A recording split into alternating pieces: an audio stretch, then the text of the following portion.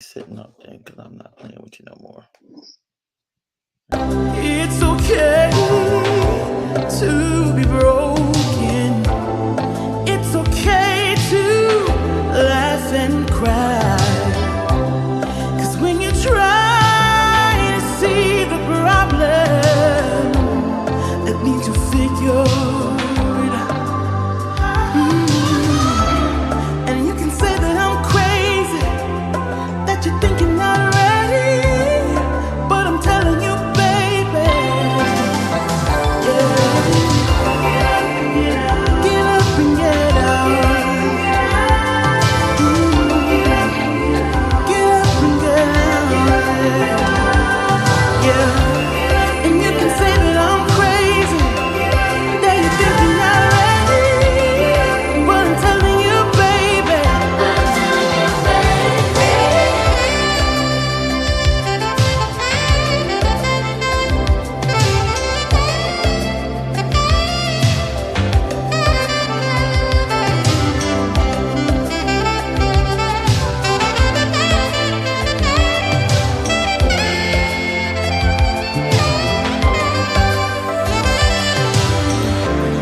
And you can say that I'm crazy, that you're thinking already. And now it's time to get unmasked. Please welcome your host, Pamela Elaine Nichols and Cheryl A.S. Hurley. Welcome, everyone, to Unmasked Real Talk Live. This is a place, as you know, where we get real about topics not often discussed openly. I just want to take a moment to pause and say thank you to my co-laborer in love, Pamela Elaine, to our producer, Kayla, and for all of you that have been praying for a sister, because today is the first day that I feel 100% like myself. And I am excited and I'm grateful. Again, the names, thank you. The names of those who participate in the weekly challenge are going to go into the raffle spin on today. Now, if you want a raffle prize in the past and you have not yet received it, please send us a message in our Facebook group. Tell us the raffle prize and we'll get it out to you as soon as possible. Today's raffle is a beautiful scented candle. Now, this week's challenge will be dropped in our private Facebook group. Be sure to add your comment to the challenge by Monday, November the 7th, the day before we go live on this show. Now, we are so glad that you are here for another episode with Minister Reginald Hurley. And today's topic, I'm going to tell y'all, put your seatbelt on because it will be a jaw dropper. Hold on. We want you, as always, post your comments below as we unmask today's topic. Pam, take it away. As Cheryl said, I'm putting my seatbelt on. Put your seatbelt on, hold on to your wig, your weave, your whatever, your toupee, whatever it is. Hold on. Because today's topic is unapologetically called How to Handle the Booty Call. Yeah, I said it. I did say it. Did you say the booty call? I said it. I did.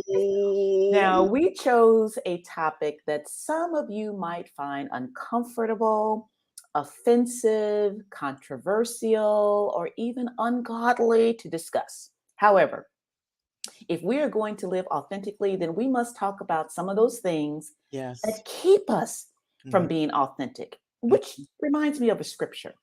Psalms 51:6.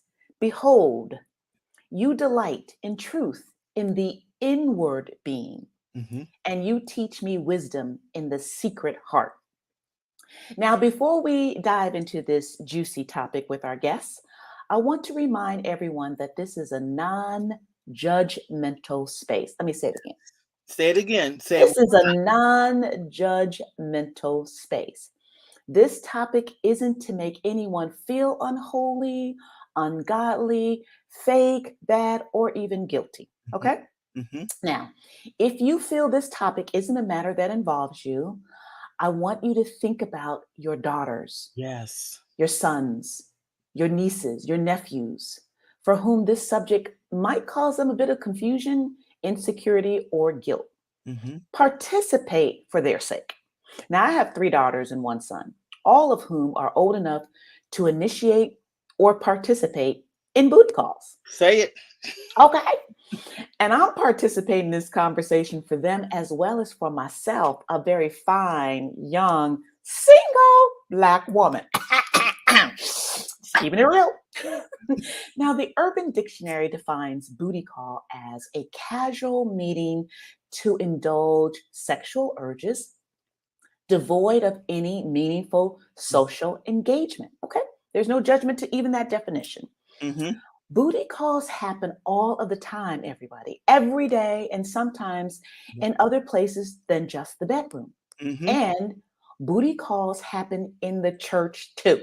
Woo! So let's just keep it real. Well, booty calls happen among choir members, okay? Among deacons and in women's ministries and men's ministries and those who tithe and those who don't tithe. Mm-hmm. Booty calls happen even among pastors. Yep, I said it. Mm-hmm. So while we can't unpack all of the nuances around booty calls, today we're going to devote our short time to booty calls where the man invites the woman to the rendezvous. Mm-hmm. Should she accept the invitation? Should she reject the invitation? Should she ignore it and cuss the brother out for the nerve to ask her? How should she handle the booty call? Now, I can't think of a better person to discuss this topic than Minister Reggie, who is back again with us for the fourth time in a row. The fourth time. Welcome back, Minister Reggie. Thank you for the invite. It's our pleasure to discuss such a sensitive topic with you. Yeah. Because I feel like we don't talk about these very difficult topics within the framework of the church. We are so holy, highly favored, but we deal with some real issues. Mm-hmm. This is one of the real issues that we deal with. But I'd like to just talk to you a little bit, Minister Hurley, about this booty call issue. And I just want to ask you, first of all, what's your reaction to the introduction that I made about the booty call? Well, I believe that you hit it on all cylinders except for one, and that's husband and wife. Mm. What do you mean? Husband's at work, and he does a TD Jakes, and he says, "Get ready, get ready, get ready, get ready.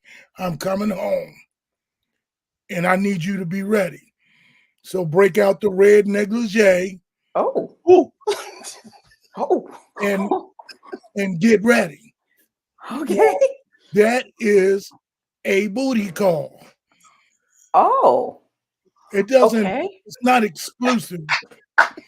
It's not exclusive to. I don't know if this is TMI, Cheryl.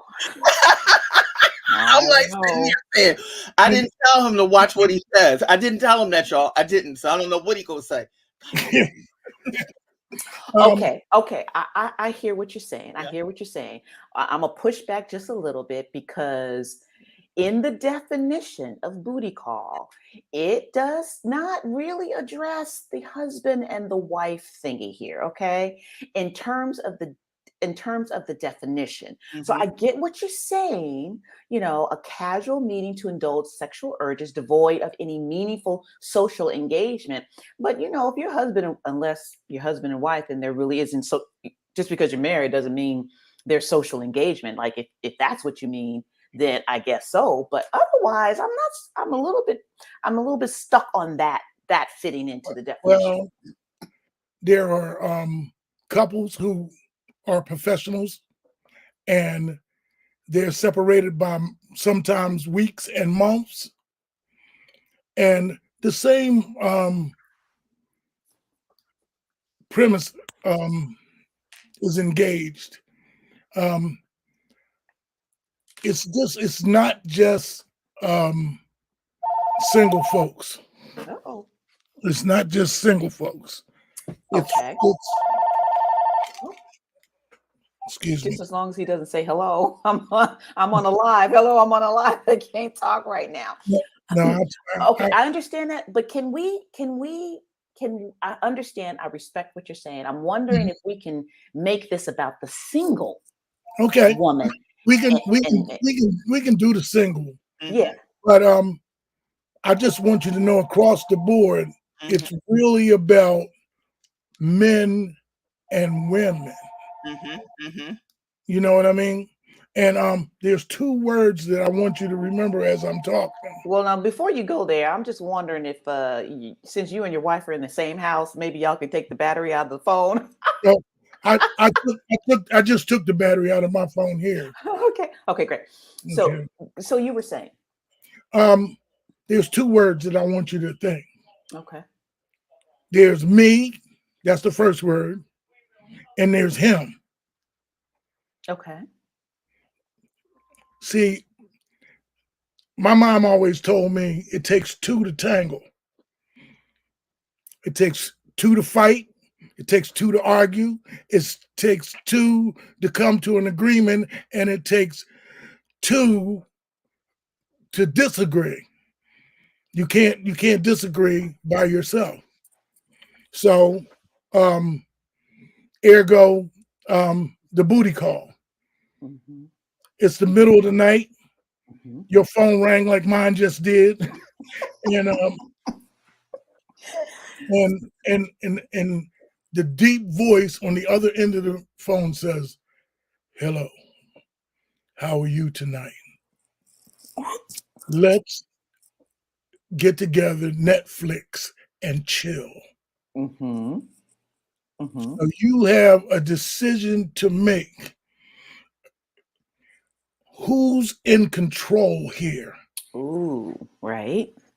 Is it him or is it me?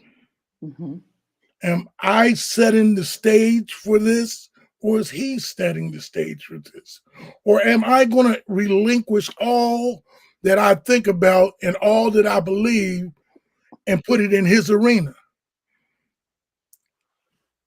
I'm going to tell you that most women and most men don't think about that in that moment. I believe that's true. And what needs to happen is, I told you I was going to come out of Ecclesiastics earlier. There's a season for everything, and it talks about a time to cry, a time to, right?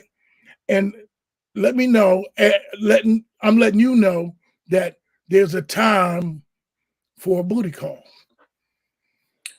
Oh, okay. Well, what time is that? It's the time that's necessary to do what you need to do. Abraham prayed for at least 50, 70 years that God would give him a child. Because he told him, he prophesied to Abraham and said that you be the father of many nations, and when Sarah heard that, she laughed because they thought that they were past the age of, even doing that. But if you remember, the scripture says that to God's glory, he gave Abraham the power to rise, to shine, and give God the glory. In other words, he made him ready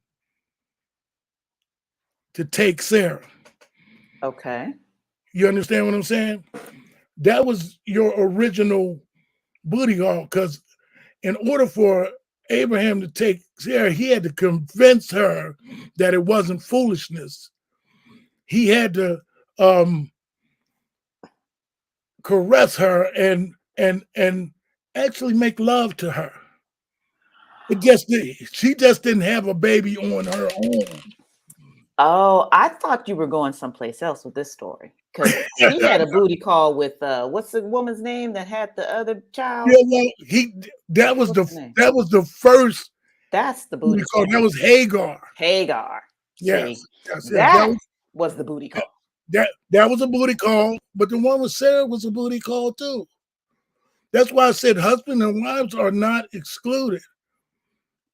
They're not excluded. if look, spontaneous, to be spontaneous is one thing, but when you know that you have an agenda and you don't have much time, you're going to have to ask for what you want. Most men understand this, and most women won't own up to it, but it's the truth. Okay, wait a minute. Now, let me ask you this. Let me get some clarification on something. Mm-hmm. So you were saying that it depends on when you get the hello call, it depends on who wants to be in control. I think you were saying something to that effect. So nobody's thinking, nobody's thinking in the moment when you get the call. Let me back up for a moment and decide, is this for me? Is this for him? How do I feel about it? But it sounds like that's what you're asking us to do. You're asking us to hold up. Well, let's take a moment. Is that what you're asking us to do? Well, you do that anyway.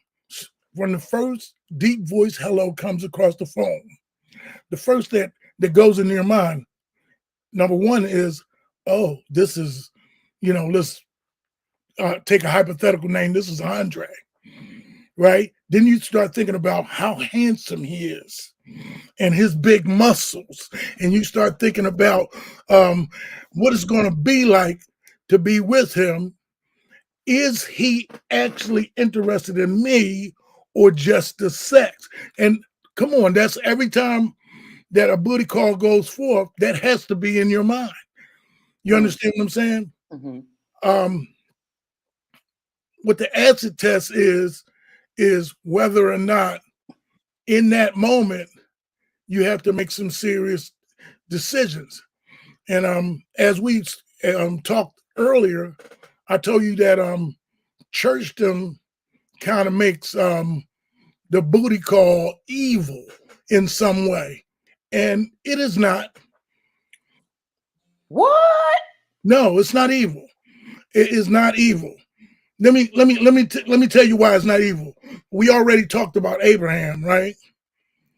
But before telephones, right? God had messengers where he would send messages to people. Well, he sent his angel Gabriel to Mary, right?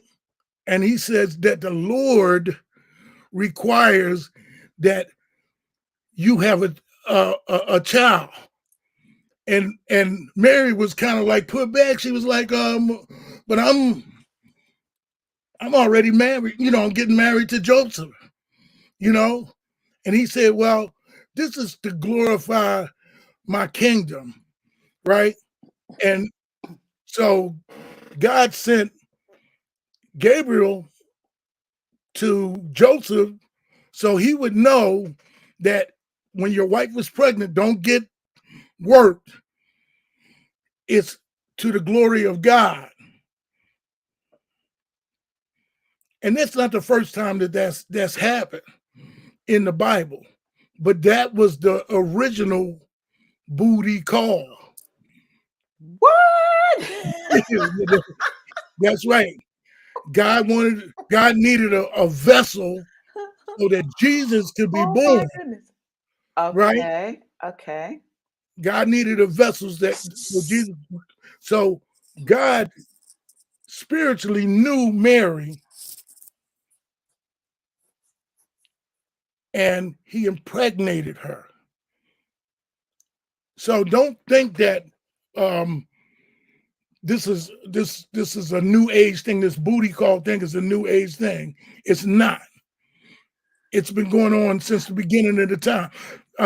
The scripture says it like this: everything that is made was made for God, and no, it was made by God, and it was made for God, right? That's all things. Now, let me ask you this question. Oh, I'm scared to be asked. Does booty call fall into the all things category? I'm scared to answer that question. I don't even know. I mean, just having a real moment, it does fall into all things. See, Okay, so But wait. Are you wait, I'm hearing 15,000 voices behind my head going, you gotta ask it. So if a woman says yes to the booty call, is she somehow fulfilling God's wish or desire or something? I'm so confused. why are you confused? The Bible says that that God knew you before you were in your mother's womb, Okay. right? That He knows the the inner workings of your heart, and He knows how you feel. That's why He Himself put desire and lust in you so you could make a choice as to what you wanted to do. Mm. It's not new.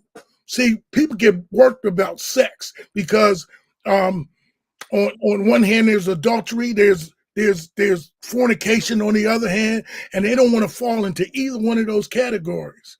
But what they forget is that God made everything.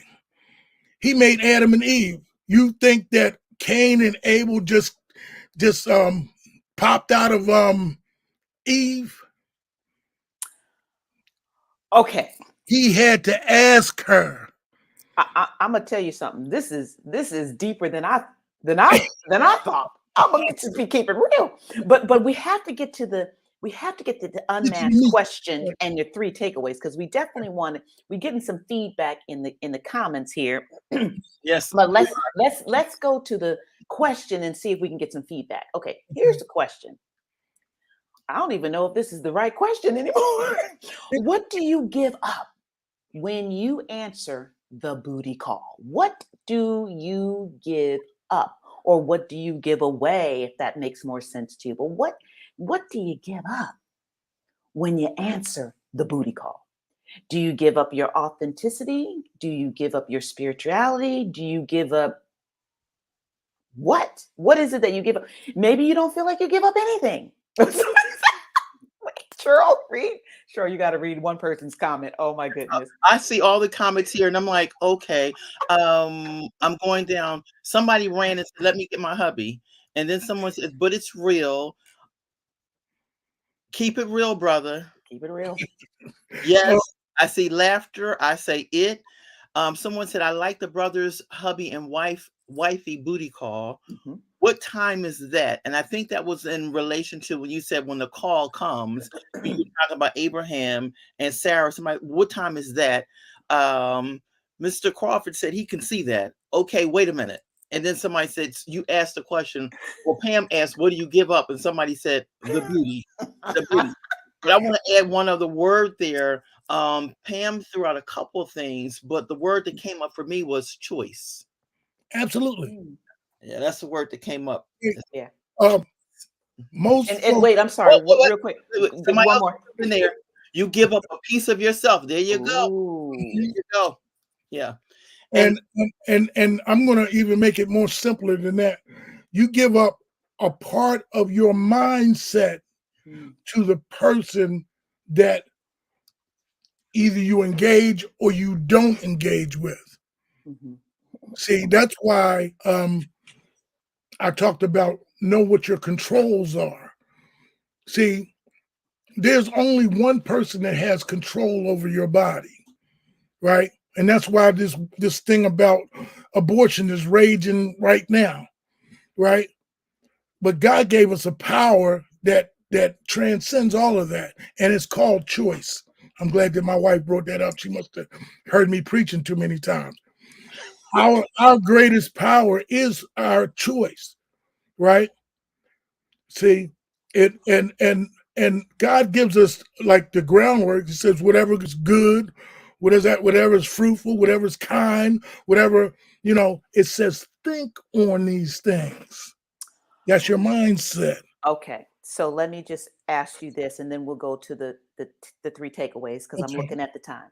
So are you saying that a woman can answer the booty call, but she needs to understand that she has a choice in this, and Yes. she does not have to if she doesn't want to, but she needs to be clear what she's doing, why she's doing it, and so as not to completely lose herself in it. Because my worry is she goes for the booty call because that's the only way she feels like she matters. And I'm worried that she answers the booty call because she's hoping that will lead to an intimate relationship when that isn't necessarily how it rolls out. That's my concern. And that's the reason why I said know your controls. I have to give, knock on wood, give my wife her props, right? When we were dating, it wasn't happening. Oh, As hard as I tried. we getting all the business. I know, just tell all of it. No. Listen, because this is a real. We're unmasking some stuff here. As hard as I tried, she kept herself, and I knew it was for me because I kept going back. You understand what I'm saying? Mm-hmm. So when it finally happened, it was real to me. You understand what I'm saying? I understand what you're saying. Yeah, it was real to me. And I didn't want to lose that feeling, that zest, or that woman, right, who I went after for all of those months. Well, let me just say, let that be a word for all of the women here listening that you might want to just hold on to your stuff. Hold on to the stuff for a minute. And I'm saying that as a single woman, okay? But we got to get to the takeaways and then the raffle. Or do we do the raffle and then the takeaways? We do the takeaways. Okay. Okay, Reg, you're going to have to just give the takeaways one by one really quickly. And then we'll go to the raffle and then we got to say goodbye. The first one, and I told you to remember, me and him, these two words. Number one is, in the takeaway, is your controls. Who's in control? The person that's calling on the phone, no matter how good he smells, no matter how muscular he is, how handsome he is, who's really in control? Is the physical part of him in control, or are you in control? You have to steer your relationship. Every woman should know that. Every man should know that. Okay. If without steering this during a crash course, try riding down the road without your hands on the wheel and see what happens. You're gonna crash. Okay, give us number two. All right, number two is, it says, know who you are answering the call for. Are you doing it for him? Or are you doing it for you? Are you doing, you touched on this, man. Are you doing it because you feel unworthy some kind of way, and this is the only way that you feel that you can get with him? And I say no. Right? Okay, you're gonna have to give us number three now, because we got less than a minute, 2 minutes. Number three. And it says, and this is the most important one. You have to do what honors you. Yes. If a man sees that you honor yourself that much, right? If he sees that your body and who you are means something to you, and he wants to be with you, it'll mean something to him. Yes. You understand what I'm saying? Love it. Yes. And see, those three takeaways, you have to put yourself, you have to take the mask off and be honest with yourself. You know? Okay. Well, we've got to go. Fred, we could talk to you so much longer. We got to go into the raffle. We got to go into our raffle now. All right. All right, Taylor, take it away. All right, go ahead. Ooh, my goodness. This is some good stuff. I could talk all day long. Yeah. Maybe the pastor let me preach that in church one day. Yeah. All right, Monique Johnson, what we need you to do, my friend, is send us your address so we can ship this out to you, right, Cheryl? Yeah, and I have her address. I'll send it to you. Okay, great. Well, looking at the time, we got to go. We can't say nothing else, ladies. And those who joined us today, Reg, thank you so much. We love you all. We'll see you again soon next week. Yes. Bye.